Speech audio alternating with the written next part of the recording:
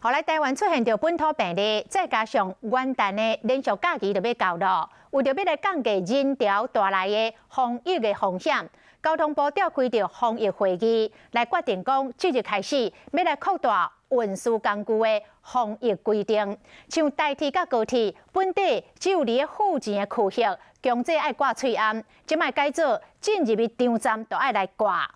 台铁、高铁甲机场消毒的频率嘛来提悬。另外，这个大型的活动嘛要来定总量管制，减少着群聚造成的破空。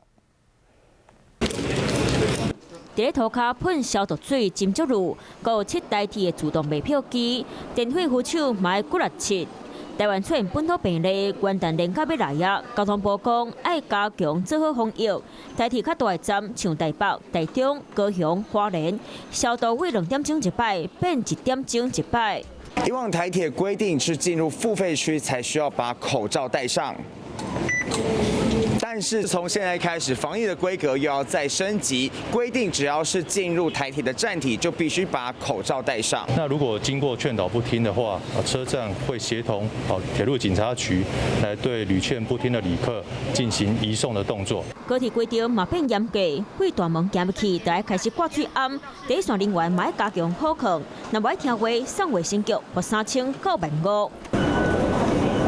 台北捷运维持4点钟就要消毒一摆，车出发进前做一摆消毒，过8点钟搁消毒一摆，敢要增加爱等市府命令。另外，机场国际线的便所，游客用完都要随便扫。邮局柜台消毒1天2摆，提悬到4摆。客运站甲车，拜六礼拜是每6点钟一摆，变4点钟一摆。若观光旅游景点和交通部负责的大型活动，都按计划总量管制和应变计划，